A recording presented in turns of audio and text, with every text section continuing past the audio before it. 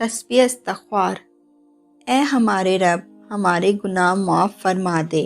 محبت میں لاڈ اٹھائے جاتے ہیں، یقین نہ آئے تو سورۃ الضحیٰ کی تلاوت کر لیں۔ وہ بھیجے گا مدد، سنو تم دعائیں کرتے رہنا۔ کچھ رشتے اللہ تعالیٰ خود ختم کرواتا ہے تاکہ ہماری زندگی خراب نہ ہو سکے۔ بے شک وہ جو کرتا ہے بہتر کرتا ہے۔ گناہ کے دوران موت نہ آنا اور گناہ کے بعد توبہ کی مہلت ملنا اللہ پاک کا بہت بڑا احسان ہے۔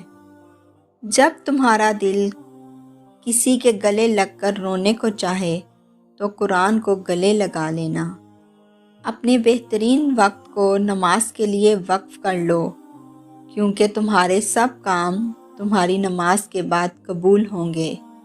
حضرت علی رضی اللہ تعالیٰ عنہ نے فرمایا، صرف 2 لوگ مقدر والے ہوتے ہیں، ایک وہ جنہیں وفادار دوست ملتا ہے اور دوسرا وہ جن کے ساتھ ماں کی دعائیں ہوتی ہیں۔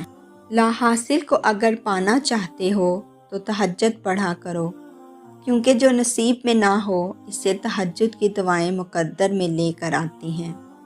اختلافات کے باوجود کسی سے احترام سے پیش آنا کمزور نہیں، بہترین تربیت اور خاندانی ہونے کی دلیل ہے۔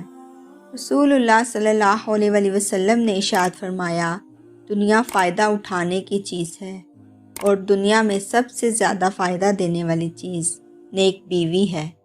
لوگ کہتے ہیں پہلے سنبھل جاؤ پھر نکاح کرنا، لیکن میرا اللہ کہتا ہے تم نکاح کرو، تمہیں سنبھالنے کی ذمہ داری میری ہے۔ بخشے جائیں گے آل محمد صلی اللہ علیہ وآلہ وسلم کی خاطر، ورنہ نہ ہم اچھے نہ ہمارے اعمال اچھے۔ اکثر لوگوں کو اپنے علم کا غرور ہوتا ہے، مگر اپنے غرور کا علم نہیں ہوتا۔